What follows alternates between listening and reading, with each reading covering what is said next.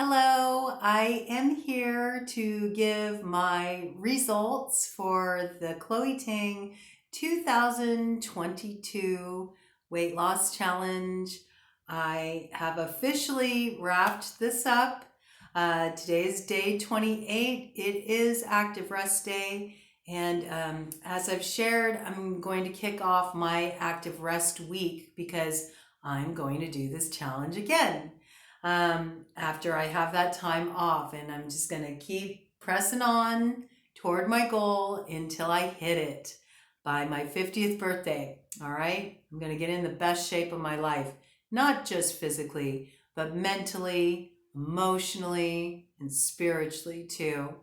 I ended up having a really great result with the waist this week.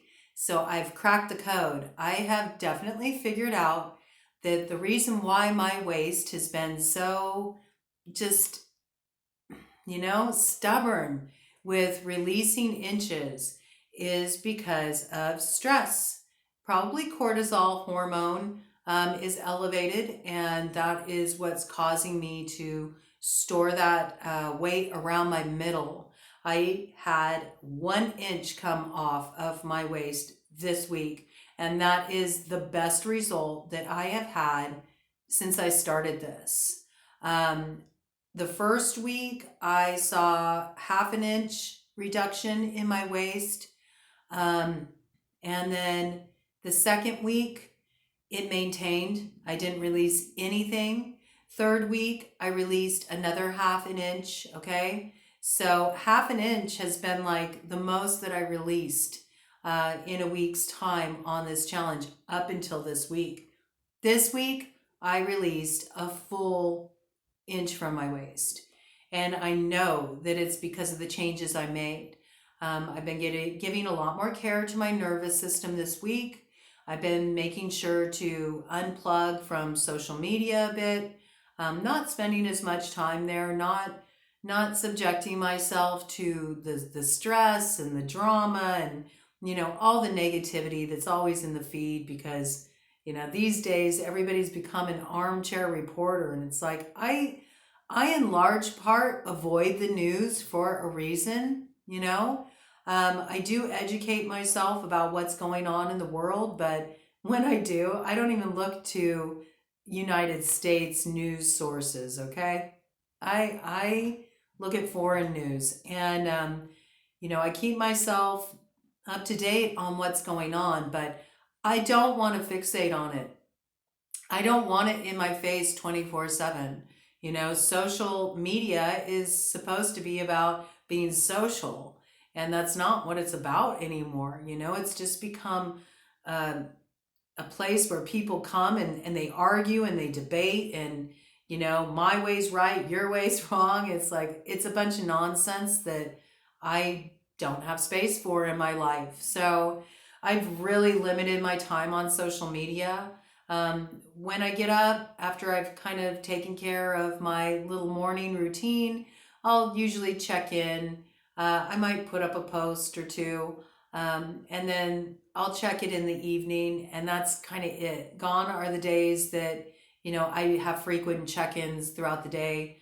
I felt so much better doing that, felt so much calmer, and just felt like I was able to deal with my workload and everything that I had on my plate a lot more effectively without that distraction. So I'm moving forward with that. I've been getting to bed earlier. I haven't had the all-nighters.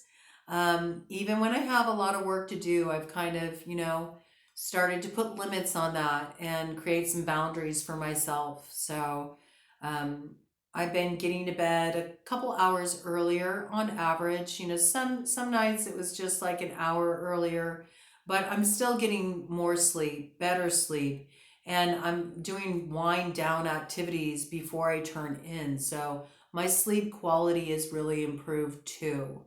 The other thing I did this week is I really bumped up the healthy fats, and that made a big difference for my nervous system. So in general, it was a success. I had a feeling that it might be related to hormonal imbalance, that it might be related to having elevated cortisol, that my adrenals might be a little taxed. And so I brought all those pieces in. And then, this experience has been really unique for me as somebody who has the history that I have of eating disorder, that I'm now completely recovered from and have been for a very, very long time. But still, I'm an intuitive eater. I don't follow fad diets. I eat according to what my body communicates to me it needs. I don't have any off limit foods. I don't have anything that I restrict. I don't have any rules about my eating. Um, and I'm in a place where I'm finally at peace with food. And I want to bring this component in because, there's a new eating disorder, it's relatively new, and that's orthorexia, where people are very fixated on food quality. Like, it has to be organic and it can't have any of these ingredients. And, people are all tripping out on wheat, is a big one. You hear, avoidance of wheat, avoidance of dairy. And the reality is, food allergies are actually, more on the rare side. It's not as common, as is being perpetuated by the diet industry. Food sensitivities, sure. But if you're having food sensitivities, a lot of times what's at root of the problem is you have digestive deficiency. So, that's why, it usually starts out somebody has a food sensitivity, and then the next thing they know, more and more foods start getting added to that list of what they need to avoid. And, the hot one is gluten, right? Everybody talks about that. But the reality is, most of the time, is that you have insufficient HCl, hydrochloric linoleic acid. And so you do not have what you need to properly break down and assimilate your food.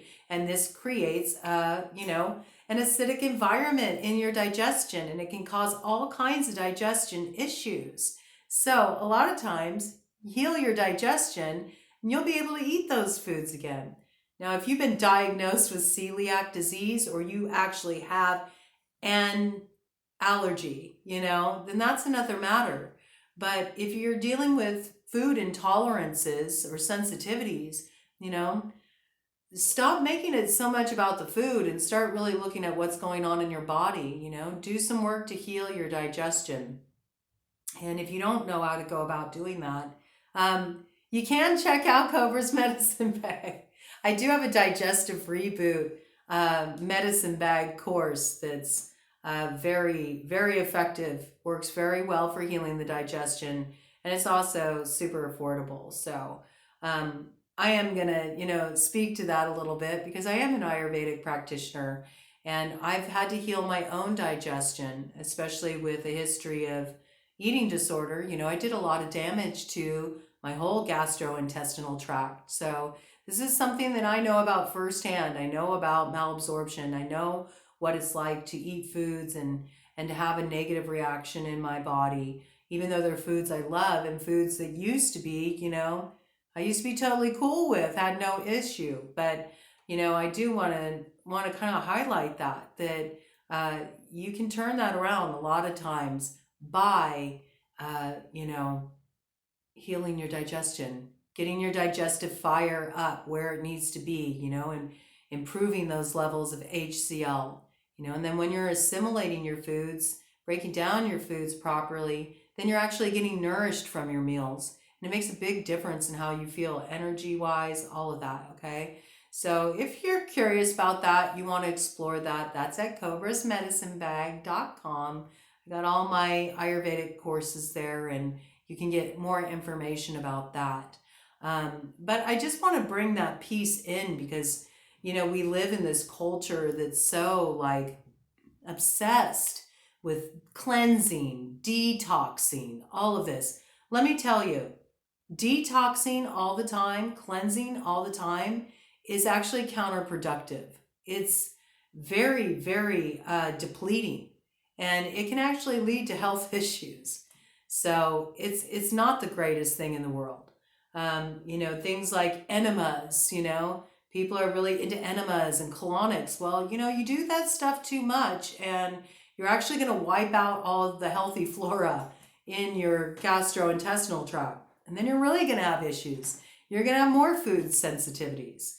So, this is kind of like cleanse is the new fad diet. Everybody's on a cleanse. Everybody's cleansing all the time, avoiding all these different foods. And the reality is, cleansing is only beneficial, 2 times of the year. And that's at the equinoxes, spring equinox, fall equinox.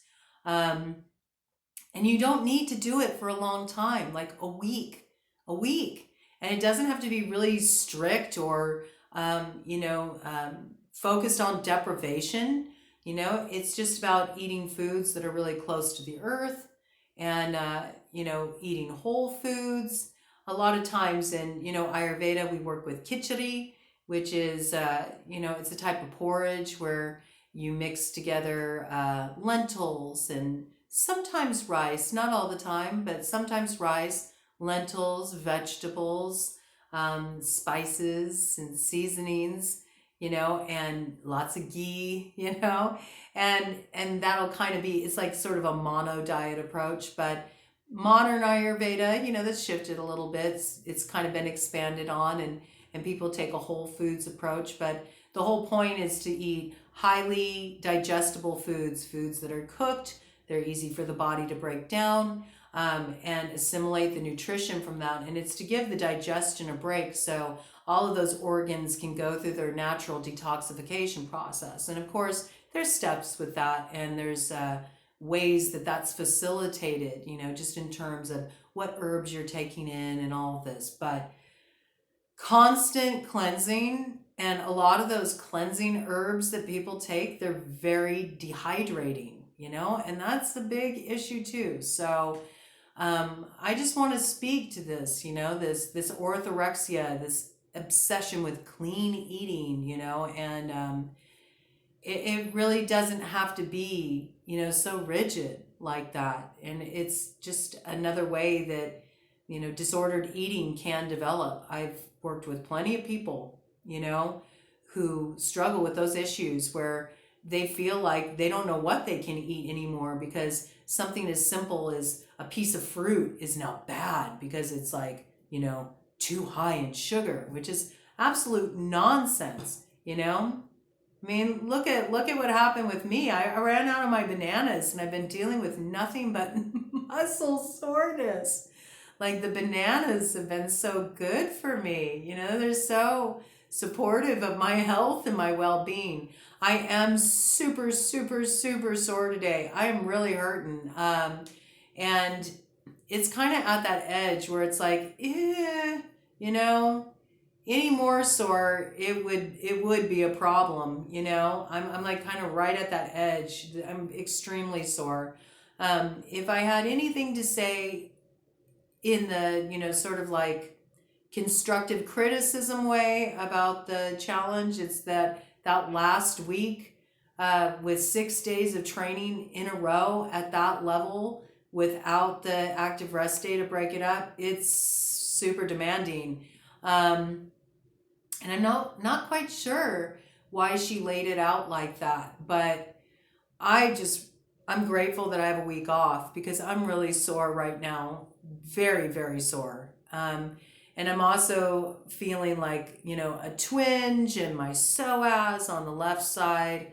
My right hamstring is really sore, so that kind of cross patterning in the body. It lets me know where my weak links are, but I feel like maybe it would have been good if I would have just kind of listened to that intuition that came through for me, where it's like, you know what, maybe I can move that active rest from today at the end and instead just insert it in the middle. And I don't know, we'll see how it goes the next round when I do the challenge again. I may do that if I feel like that's what needs to happen. Because especially with this last week, it was heavy on the strength training. And when you're doing strength training, recovery is like a big part of it. Your muscles need a chance to repair. And if they don't have that chance to repair, you can get injured. So that's about the only thing I would say that has been tough, like really tough, in a way that it's like, maybe when I do it this next round, I might alter that a little bit. And if there is another like 6 days straight of training with no active rest built in, and they put it on the end for the last day, I might just take that last day and pop it right in the middle and break up the week into 2 equal halves, 3 workouts, active rest, 3 workouts, done. And that might make more sense for me, especially with the way that I'm doing this challenge where I'm periodizing it. I'm not doing just one round. I'm going to be doing it repeatedly. I just really want to make sure I don't get sidelined by any injuries. That's my biggest thing, So I wanted to like push through, and I was able to do it, but my body is definitely yelling at me today. I am very sore. So I entered active rest today. My active rest today is going to be very focused on the rest and very limited on the active. Honestly, like I'm so sore, I don't even want to go and do like a long walk. I don't. I'm very sore. So I think what I'll probably do today is just focus on some stretching. Young Dayan has some great stretch sessions, mat stretch sessions that I really enjoy. So I might do that. Might work out with those ladies, just keep it nice and light and help my body relieve some of this tightness and just get things to open up and move out of that contracted state. And, I thought about it, I'm like, do I want to see like what was the results in terms of like total inches lost? Like I said before, it's not my main focus, but I did take all of my measurements, to start, because I want to give that information for Chloe Ting. So she has that, she's giving so much for free to benefit the community. And so people can train. And the best way I can support her, I know this as somebody, who works in the health field myself, is to give that testimonial of like, okay, here's my before and after pictures. And, this is what I actually achieved on a physical level. And yes, all the emotional changes and the mental changes for me are actually like what I'm more jazzed about. But at the same time, that's not what talks, right? That's not what people want to see. They want to hear about the tangible results. So I'm not going to weigh myself. I never weigh myself, and I'm not about to start, not even for this challenge. And I don't really think that that's important. And, Chloe doesn't emphasize that at all. But she does appreciate seeing the before and after pictures. She does appreciate hearing the before and after measurements. Initially, I was planning on just checking those measurements at the very, very end of my whole journey, like maybe, right before my 50th birthday, and just see the whole picture, the big enchilada result. But I thought, what, just so people know like what can be achieved, even with modification and being an intuitive eater, not on some fucking strict diet. In fact, this week, donuts came into the house, and I'm at a place in my intuitive eating course that I'm leading people through, where we're focused on the making peace with food step. And that's exploring foods that you normally, don't really eat. And getting to a place where you can learn how to have them in a moderate way and enjoy them, so that, they don't become this like focus of like overeating or binges, which is what often happens if you restrict foods. If you have a lot of like foods that you're like, nope, I can't eat that because that's bad, okay?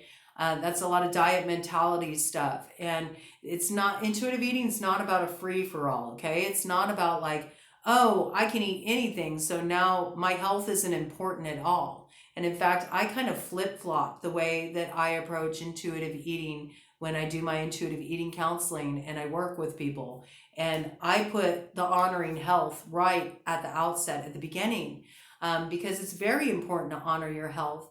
And there's a way to explore these like formerly forbidden foods in a way that, doesn't have to lead to a disordered eating episode. It doesn't have to lead to a binge. It doesn't have to lead to overeating. You can learn how to have those treats and those things you enjoy in a balanced way. So, even though I've already gone through this process, I'm an intuitive eater. When I'm going through the coursework in lifetime with whatever group I'm working with, I follow along, the steps with them. It's always good to revisit the information, and it keeps me solid, on my path. And also it allows me to relate to the people I'm working with and what kind of stuff might be coming up for them. So, donuts. I love donuts. I love them, love them, love them, love them, but I hardly ever eat them because I just know, donuts are one of those foods for me that I know I can have a tendency to go overboard on them because I love them, but at the same time, they don't make me feel so great, right? I always just feel kind of icky after eating too many donuts, okay? And, when you become an intuitive eater, it doesn't mean you never overdo it. I mean, a natural,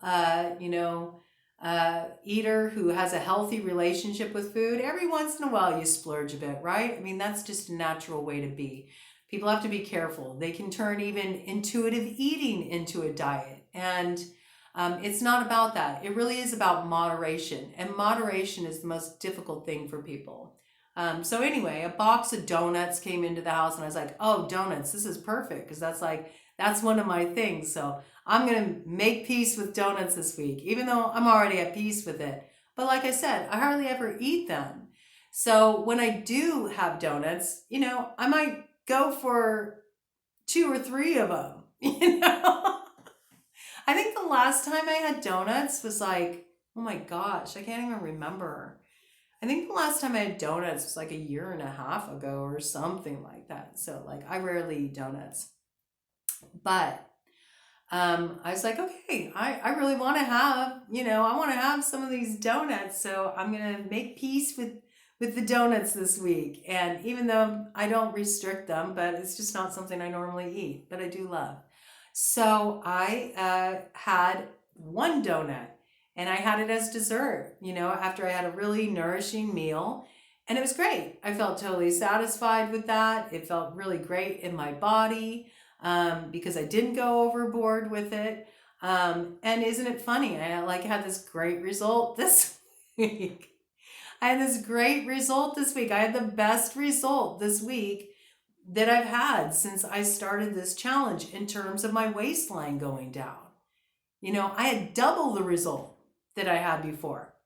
Okay. So I want to point this out. You don't have to be a perfect eater, to bring your body into balance. It's not about perfection. It's what you do consistently that counts, And twice this week, I had a donut for dessert. One donut, and one donut was enough. I had no desire to eat more than that. I thoroughly enjoyed my donut. It was freaking delicious.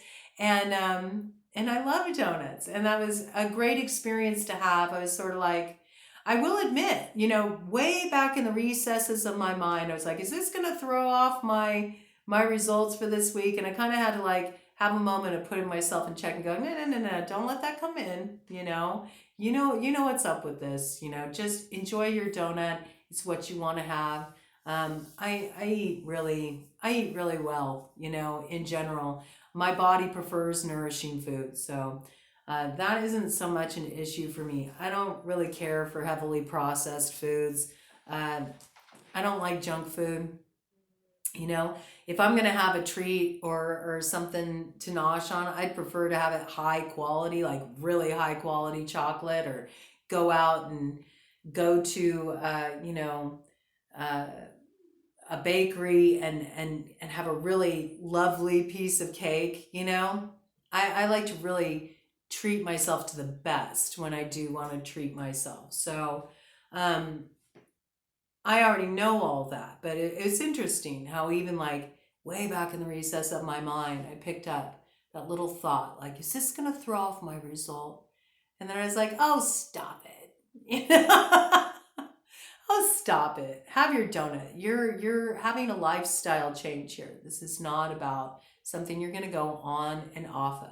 You're building a whole new healthy lifestyle here, and it's okay to have a donut. So I did that twice. I did that twice this week, and best result I've had yet. I did decide to go ahead and just see where all of my measurements were at. I wanted to just show people that you can have, a healthy relationship with food, a balanced relationship with food. You don't have to do crazy dieting. You don't have to deny yourself things that you love. It's about moderation. It's about putting those treats in their proper place. A donut is not a meal, okay? A donut is a dessert. It's a treat. It's not something that should ever make the full picture of how you're nourishing yourself, right? So, there's a way to explore these foods and still have them and still enjoy what you're eating without deterring yourself from where you're trying to get in terms of your health. So I had excellent results for this month. And I'm not going to go into like each body part and how much was released on each body part. I'm just telling you the total inches that I lost for this month for my first round of the challenge. I dropped 15 and a half inches this month. 15 and a half. And that's with having the occasional bowl of chips, with my sandwich, take a handful or two of chips, throw it in a bowl, had it with my sandwich. That's with having, the occasional cheeseburger made at home, made at home with good quality ingredients. That was with just intuitive eating, not denying myself any of the foods I love that I enjoy. And also, getting in plenty of nutritious foods too, my veggies and my fruits and my whole grains and all that good stuff. So 15 and a half inches, that's huge. It's huge. It's an amazing result. I'm super stoked about that. Okay? I'm super stoked about that. And I don't know if I'll do that every round, if I'll, check the measurements at the end and, let you all know the total inches lost or not. But I did feel like doing it this round, and I wanted to see that too. I just wanted to get a clear view of what kind of results did I achieve. It was, it was a lot of work. It took a lot of focus, and I am super pleased with that. So shocked, like 4 inches alone off my thighs. I mean, for me, this particular training, that I was led through, it really trimmed down like my thighs and my hips is where I saw like the biggest results. So really, really cool. I'm pretty stoked about that. So feeling good, except for the soreness, but it's okay. I got a whole week of active rest. I'm going to be nice and gentle with myself today. Excellent result on the, waistline this week. Doubled my result by being nice to myself, tending to my nervous system, relaxing, calming down. So don't underestimate that, especially those of you who are in the like 30 to 40 and beyond set. Like if you are somebody who's above 30 and you're doing this challenge, do consider the role that stress reduction plays in your results. It's huge, all right? We have to focus on those things more as we get older, we go through hormonal changes. So tending to the nervous system was really key for me to getting the waist to move. And I'm going to apply that information as I move forward. in this challenge because I'm going to do it again. So I'll be back. I will be back in a week time.